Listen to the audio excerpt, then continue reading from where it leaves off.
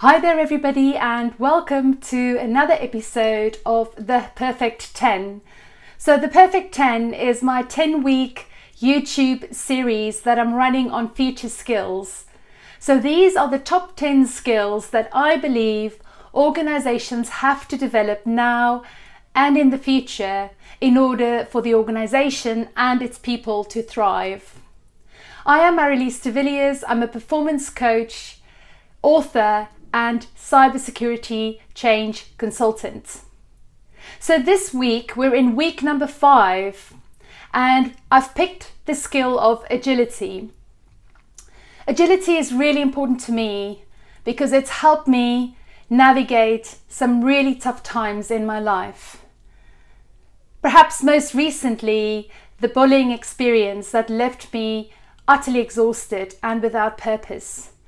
So if it wasn't for agility, I wouldn't be able to pick myself up and navigate the change, the transformation that I was going through. So moving from employee to business owner, moving from rock bottom to thriving. A lot of it has been down to agility and the ability to adapt to a changing environment, to really rapidly adapt, I should say, to the changes I was going through.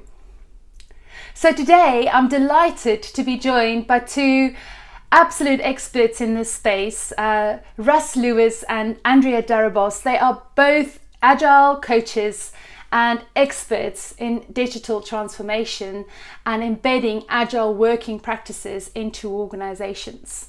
So let me tell you a little bit more about Andrea first. Andrea is an Agile coach with a technology background. She consults on large-scale digital DevOps transformations in investment and retail banking. She believes that businesses can be a force for good, and we all should be able to find out what energizes, fulfills, and motivates us. Andrea is a co-author of the new book Agile People Principles, Your Call to the Future of Work, and you can frequently find her on the speaking circuit. She's an active member of Agile People and the founder of Lean Advantage, a UK-based business transformation consultancy. Russ, quote, the Agiliser, is a digital transformation expert and Agile coach. He's performed IT turnarounds and transformation rescues as an interim CTO and management consultant. As a software engineer, he led the team that designed and built TfL's contactless fares system. As a technical instructor and course author, he traveled the world and was regularly hired to consult for the organizations he taught. Russ runs Storm Consulting, an IT management consulting practice that helps organizations improve their business agility. The approach to Agile involves co-creating ways of working that are 3 times more effective. So I'm going to jump over to Zoom now and have a chat with Russ and Andrea. I hope you enjoy it. Thank you so much for joining me. I appreciate that. So I'm going to jump straight into finding out a little bit more about both of you. So Andrea, I'm going to start with you. I'm really curious to know sort of what gets you up in the mornings and what sparked your interest in the whole Agile space and becoming an Agile coach. Thank you, Marilise. Good question. So currently what makes me jump out of bed is connecting with people. I do believe we need connection even more with the virtual work from home practices being in place around the world. So connecting with people on the personal level, connecting with teams, with professionals and leaders around the world.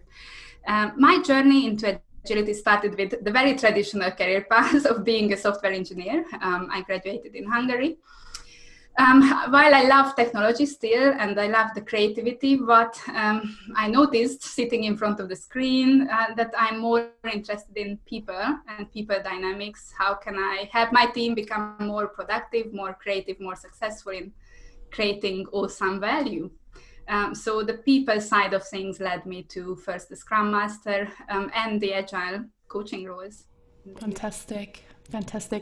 So yeah, you've done, as we've seen in your bio, you've done big digital transformations for investment investment banks. So it's incredible because that's investment and retail banks, I should say. And that's incredible because that's really where you see a lot of complexity, don't you? And I think Agile becomes even more important and more challenging to implement. So I'm really looking forward to hear some of the tips you have to share with us. Russ, the Agiliser. Yes, the Agiliser. Well, Yeah. the Agiliser likes sleeping, so it's very hard to get me out of bed in the morning. But lately, what's been interesting is pain has been getting me up in the morning. So I've been experiencing my new normal is actually getting up at 7 o'clock, which is new for me. But by 1 o'clock, my back's hurting and I have to lie down. So what do I do when I'm lying down? I listen to YouTube. I'm learning something. Like yesterday, I learned about the economist's definition of opportunity cost. And it was fascinating to me because it's different from what we in Agile would think of being the opportunity cost, or what an IT manager would think. So where I go to, because I'm really motivated by learning and connecting, so where I go to immediately with new knowledge, great. How do I integrate that? How do I find something that's useful to all of my stakeholders? How can I turn that into something that we put on the table and we talk about and go, what's the mutual advantage in this? How can we look at opportunity cost that is useful to everybody? So some people would say, oh, that's systems thinking, that's systematic coaching or something. I don't really like any of those words. It's just something interesting we can talk about.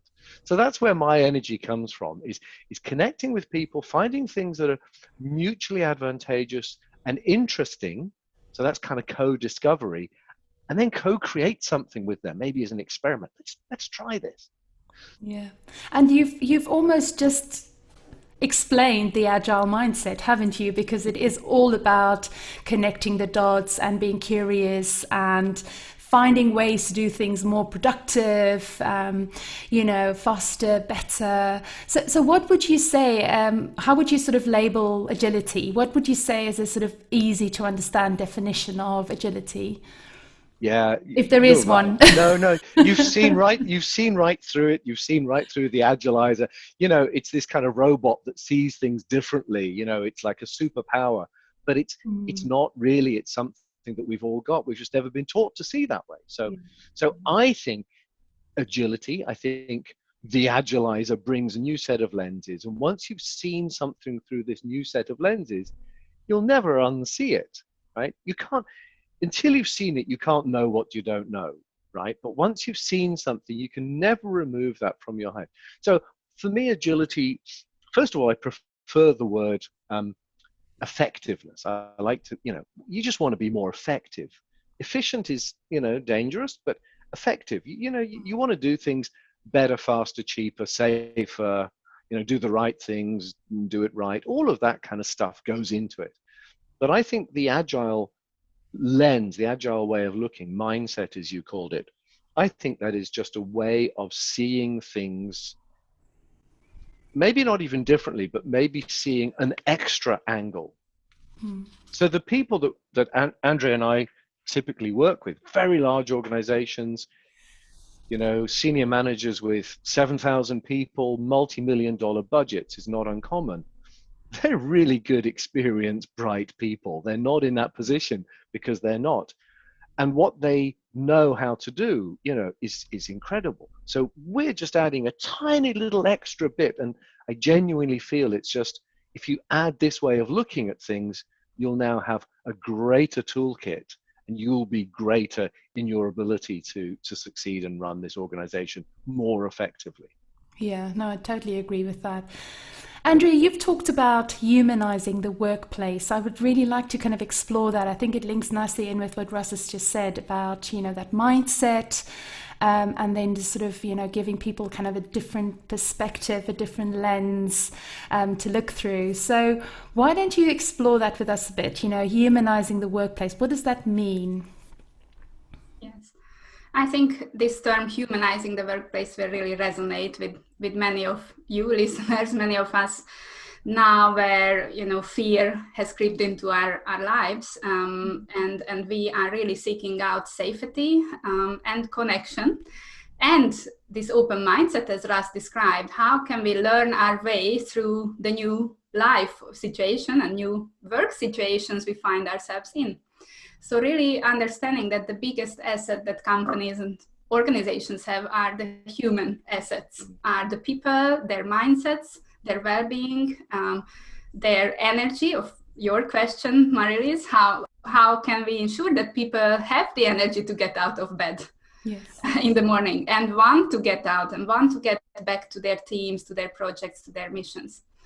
So realizing that the biggest asset is the talent we have, is the people in our companies, and maybe also looking beyond. So who are we humanizing? So, the workplace doesn't really end at the boundaries of the company, only employees are included.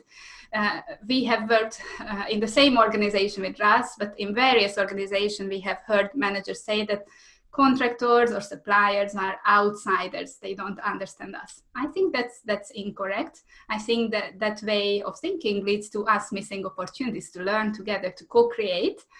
Successful organizations look at the whole supply chain, and we have seen it during the COVID crisis, how retailers looked at the whole supply chain from farmer to the table. Mm-hmm. And those who were able to successfully engage the whole supply chain in the new situation and co-create solutions were able to speed up home deliveries, create new services for customers. So really humanizing the workplace, not just for our employees, but for all our partners, all our stakeholders is really important. Yes, and I think there's something about, again, it's perspective. I'm really hot on perspective, because you can look at the same thing and you can see opportunities or you can see obstacles. And you've seen through COVID the organizations that have just pivoted because they've seen opportunities. And it's the same organization, same industry, but the one has succeeded and the other one has failed. So what are the sort of characteristics which lead to that sort of success or failure? Russ? Yeah, well, this has reminded me of something that some research that some of my colleagues did. So I'm doing my certificate in executive coaching at Henley, and some of my colleagues, they're predominantly in HR. They're HR directors, again, large companies. They did some research, as how senior people were coping and what their plan was through lockdown. And what they discovered is that the leaders that got on Zoom and said, we don't really know what to do, but we'll do it together, and I'll be there, and I'm feeling bad. In other words, the leaders that took the risk and made themselves vulnerable, they found that it paid off big time, really paid off very, very well, because people felt connected. They felt like they had shared purpose. They felt they were trusted because now they were allowed to work from home. So all of these things came out from that simple, you can't call it an experiment, but it was an enforced context. And for me, that just underlined that humanity, that humanizing. Yes. Is if you connect with people as people, then you can ask them to do extraordinary things, and they're probably going to be comfortable to do it because they know that you're in it with them, and that makes a huge difference.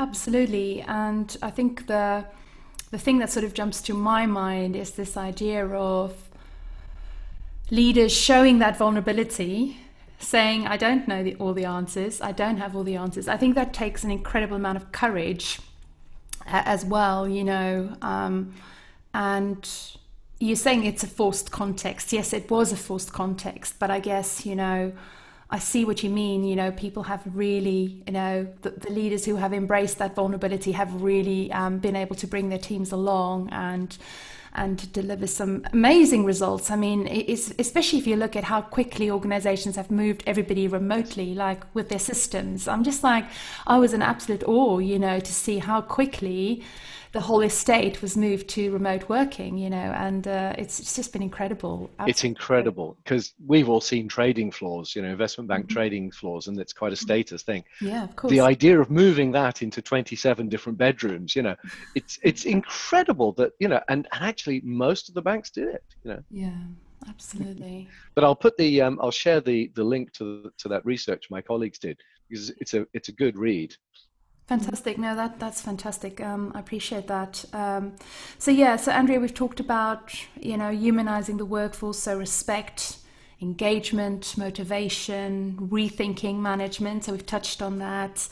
And then tapping into collective intelligence, so co-creating, co-ideating. I think, how have you seen sort of us all working virtually, how has that sort of facilitated or hindered co-creating, co-ideating?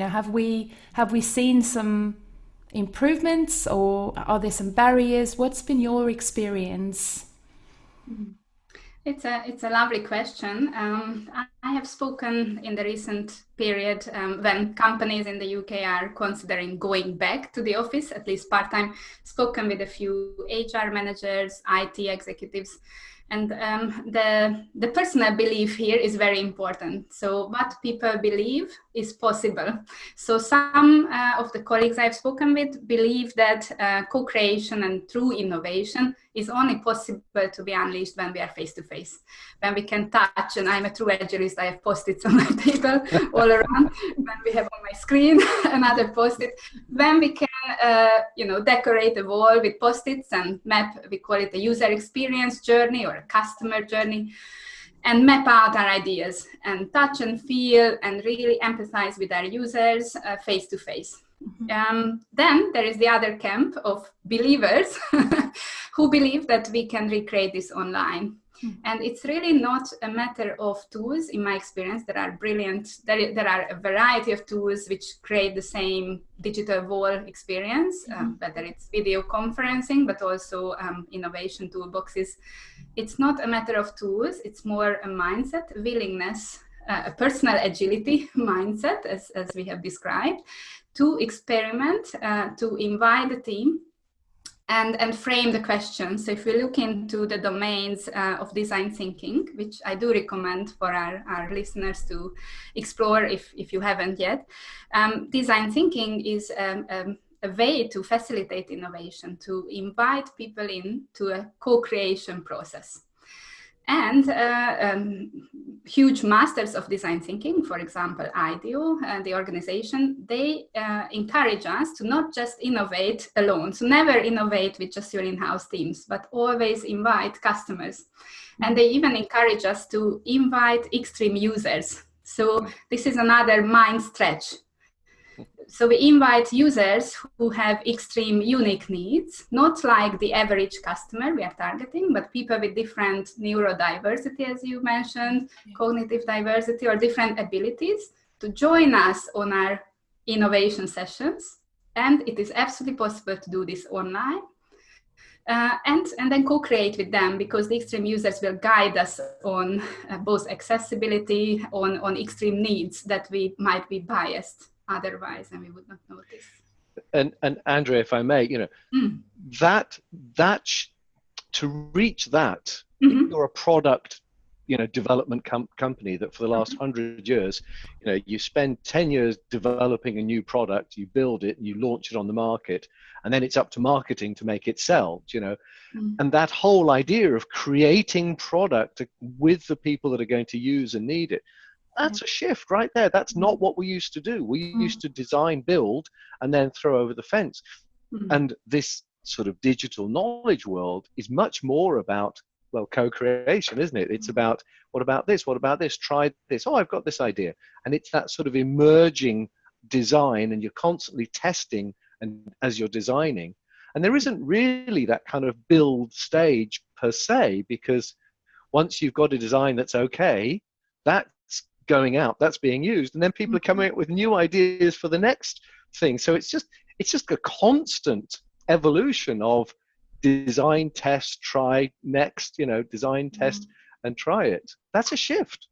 Absolutely. And if I can connect on your last point also, in order to break down these boundaries in our organizations where, we used to be in the office, many of us, and these departments were on different floors, like legal sits on one floor, or even a different marketing is in a different floor, procurement, our suppliers are on different locations, and then there is business and IT. And all of them might innovate, but in a vacuum, kind of try to do it all alone using their expertise. So the idea is to really bridge these silos, and it's almost easier to do when we are all working from home, because now we have a level playing field where even our customers, everyone is communicating through a device. So I think we have a huge opportunity. So I invite managers who thought they are better at innovating in the office to then do not forget to invite the hugely diverse, both internal stakeholders and external customers. So do you see this working from home as a bit of a new start? This is an opportunity for it's a bit of a green field. Across boundaries, the speed of learning matters. It is a matter of life or death in business. To be very blunt, how fast can we pivot our business? How fast can we learn new ideas and experiment, validate those ideas with real users? We call about traction.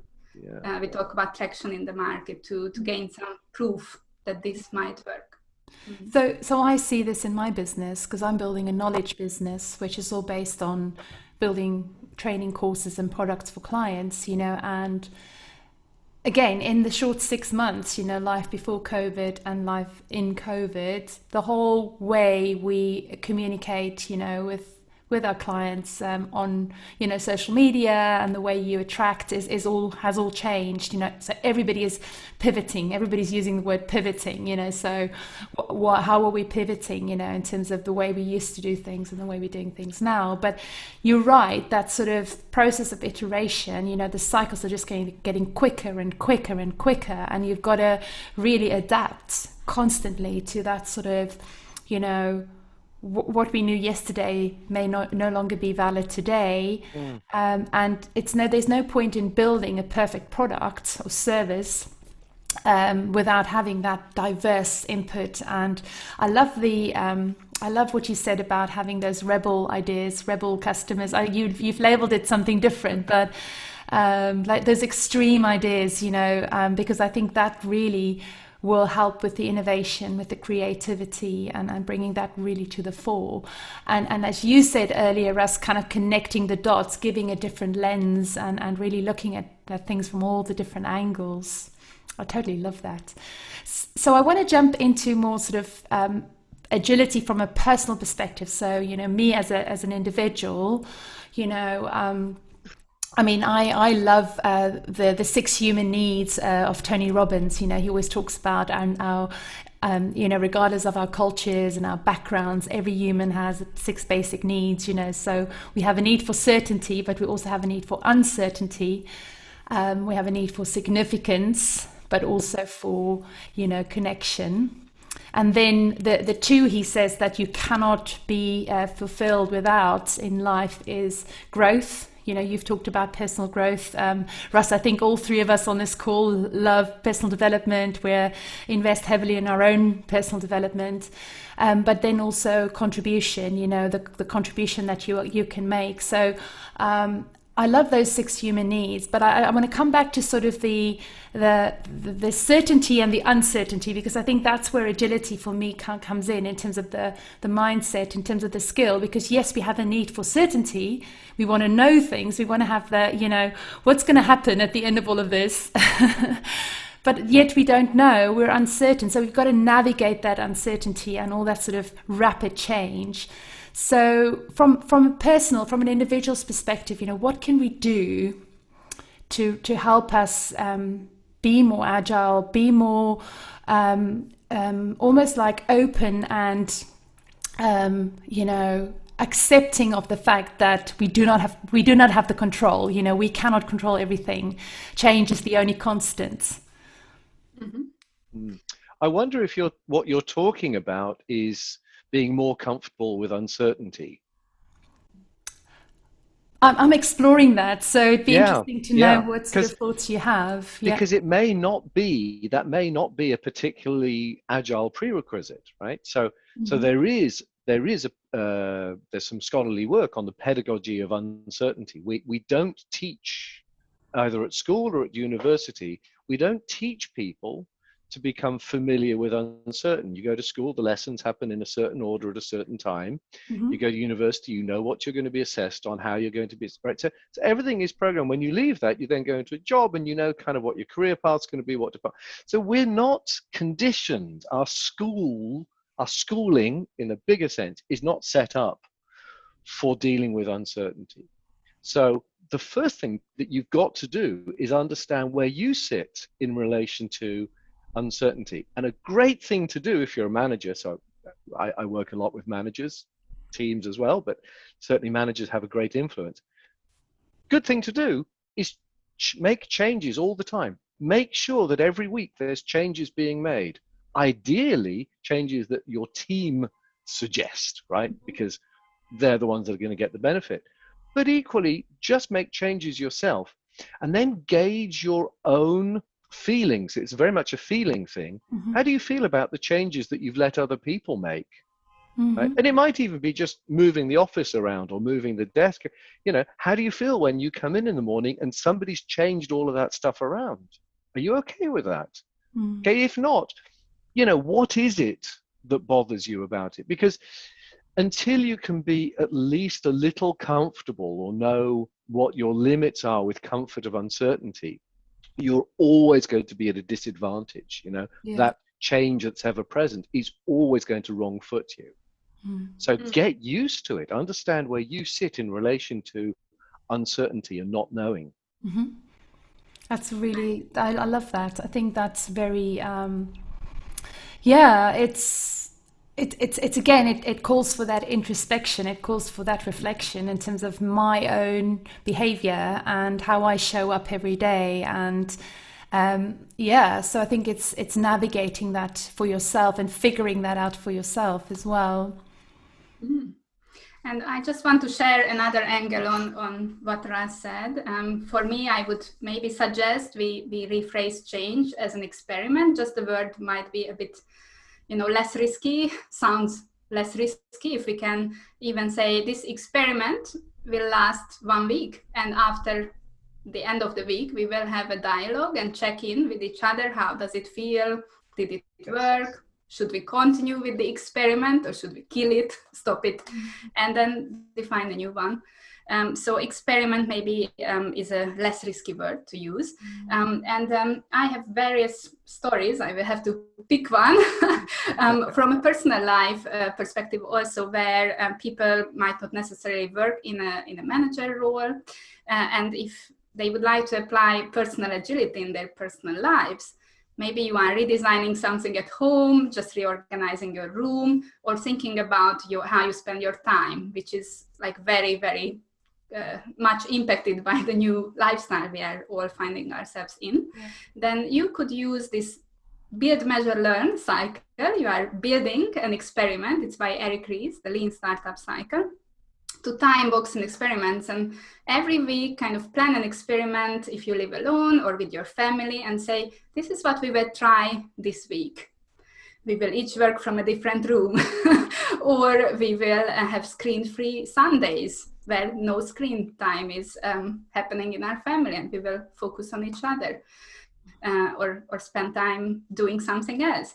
So by defining these experiments in your personal life, you are effectively building the muscle of agility for work. You are building courage. You are building your own system of, how you brainstorm these experiments, how you maybe collect some data on it, like you could track your feelings every day. We call it, it's a Japanese word, we call it the Nico calendar.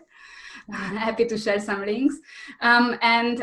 You track your feelings over the course of a week. And at the end of the week, the whole family sits down and evaluates the experiment. What did we learn? Should we continue this or scrap it? Let's try something else. Yeah, totally. And I love what you've done, Andrea. You've reminded us to bring in the safety. So by saying it's an experiment and we're going to revisit it next week, it's okay. And it also, so I do exactly this with development teams. I do it with leadership teams. There's always a weekly cadence, weekly meeting. And the meeting's not very long. It's just an improvement meeting. It might be 30 minutes. It might be 15 minutes at the end of the management meeting. And all you're doing is going, what did we run last week? Do we like it? Are we going to keep doing it? Are we going to change it up? And it's not a long, difficult discussion. It isn't anything like that. And you're normalizing it, right? You're just making it normal that we change things. And what that does is it stops people investing months and months and months in trying to do something and building structures. And because once you've done that, you're too invested in it to change it. It only took you a couple of days to do it, and you tried it for a week. And you know what? If you like it, you just let it run, and that's fine. But you might revisit it in a year's time and go, actually, that's no longer appropriate. Yeah. Now, what that brings you to, and this for me is context, is the all-important thing. This is why you can't really say, well, there's a methodology, go and apply that, plug that in, because you don't know the context. You don't know the fears and the preferences and what energizes a certain team, right? What's their context? What problems are they trying to solve? What's happening in their market? Who are they about to hire or be taken over by? All of that is context specific. And until you go and you taste and sense and smell that context with the people involved, this is the co-inquiry bit, until you do that together, it's pointless saying, well, here's an off-the-shelf framework that's bound to sort it out for you. It won't. It might teach you some things. It might let you see, oh, well, that worked, we'll keep that, but that really didn't. But it's so much easier to start with the context and just say, what's the next big problem to fix? What's our next big challenge? We don't know what our customers want. Great. How do we fix that? I don't know. Let's go and ask them. It's context. Context is everything. And I love that you've brought in the safety, and I want to sort of pick up on that, because I think the whole creating that psychological safety, where people are really comfortable to contribute their ideas, to speak up, not being afraid to be sort of corrected. That just creating that, I think, is a humongous challenge, right? So I've seen and experienced many kind of dysfunctional teams over the years, so I'm just reflecting on how do we actually help managers create that psychological safety in their teams. I think it comes back to the vulnerability point in the beginning, to sort of put my hand up and say, I don't have all the answers, let's figure this out together. But how practically can managers really create that psychological safety in their teams? I've got a story, but Andrea, do you want to go first? My immediate suggestion is rotate the facilitator for the meeting. Okay. In creating psychological safety, it's very important that we all have a chance to contribute. We all feel valued. And we also need to remind each other when someone is dominating the meeting, whether it's airtime or because of status. If the chair of the meeting is always a senior manager and their direct reports are present, there could be a status blocking us to really unleash creativity there. So besides what Russ shared on vulnerability, it's also being open-minded to various personality styles, thinking styles, and problem-solving styles. The best way to build that appreciation is to actually rotate the facilitator, and at the end of each meeting, when we have facilitated something, asking for a feedback, especially positive reinforcing feedback on what the facilitator did well. So we can develop a mindset for all the various facilitator styles. Yeah, it's very good. So just before I answer your question, Marilyn, just a little story that Andrea's brought to mind.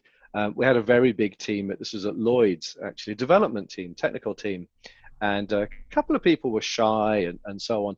And we put in a board, and I said, first daily meeting really, I said, well, I'll run today, and then we hand it over tomorrow. And then every week they would decide who was going to do it. And the team decided. I had nothing to do with it.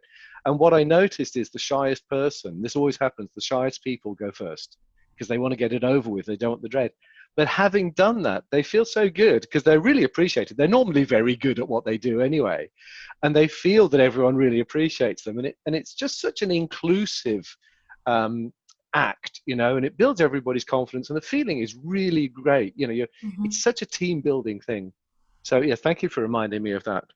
I have two techniques that I now use as standard, but reflecting on it, I think we're privileged that we live in a time.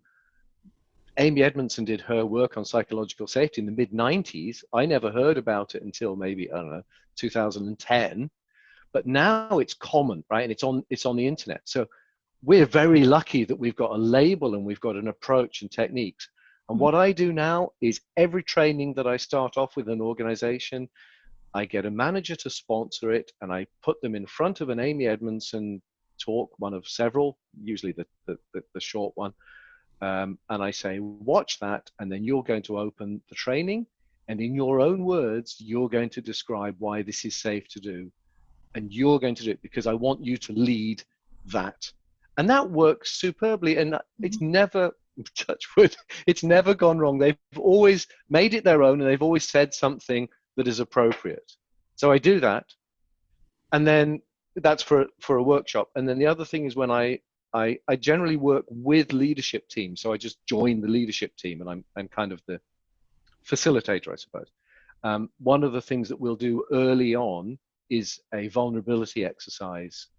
And we invite, and I do brief the number one person, if it's the CEO or whatever it is, I will brief her and say, look, I'm going to do this vulnerability exercise. I'd like you to go first. And if you can tell something that is really from you, really from your heart, and if it makes you cry, so be it. But by you being vulnerable, you are setting the tone for everybody else. And that's straight out of the Patrick Lencioni table group playbook. That works as well. And it's caught me several times, because when it comes around to my turn, you have to participate. I followed suit, and I've ended up telling stories that I didn't expect to make me cry, and they made me cry. That's incredible. And I think that shows the bravery as well, if a person, and especially if it's the leader, if they are open to doing that, I think, and also that absolutely sets the right tone, doesn't it? Yeah. Gosh, now we can keep going all day. I'm afraid we're sort of running out of time, and I wanted to use the final few minutes just as an opportunity to let our viewers know where they can find you. I think if you can sort of suggest any sort of good resources. You've mentioned quite a few throughout this session, so if we can share those links and references, I think people will find that very, very helpful. Andrea, I know you're part of an Agile people community, so why don't you just kind of in 30 seconds just explain to us what that community is all about? Thank you, Marie-Louise. Yes, indeed, I'm part of the Agile People community. The community created a people manifesto in 2019 around humanizing the workplace. So it's available on the internet. And this year, during the lockdown, we have co-created a book. We have written a book on the future of work, Agile People Principles, your call to action to the future of work. And it has been mind-blowing experience because we have 35 chapters, all tiny, small micro-learning practices that we can experiment with. We are just launching the book. It has been launched by a conference last week. And really an invitation to any of you listening. We will share the link to take it bite-sized, read the chapter, try something, experiment, and make your team and your own life better. And I think that's so key, because change doesn't have to be big, or let's call it an experiment. I just absolutely love that.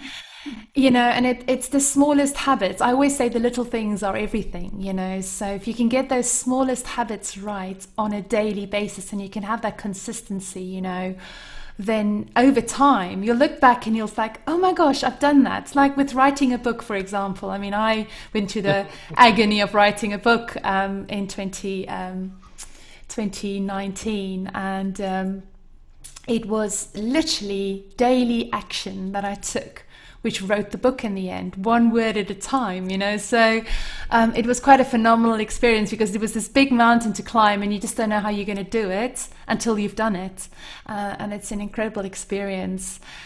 Yeah, so you also have your company is called Lean Advantage, right? Yes. And we'll include all the links so people can find you, if they want to have maybe a follow-up or a conversation with you. And Russ, the Agiliser. Yes, the Agiliser.com, of course. S or Z, I've got them both. But Marilise, what you described about writing the book, that's so inspiring. And Andrea well knows that my book has been on the must-do list for many years, like so many people. I think it's really important to know your energizers, know what your strong suits, Andrea, that could have been a cue for you. Know what gives you strength and energy to do things, right? And strongsuits.com if you want to find out more about that. If you're in a management position of any sort, it's really, really important to understand the difference between why, what, and how, right? Just those, there's a very good talk available, Simon Sinek, he just describes it really well.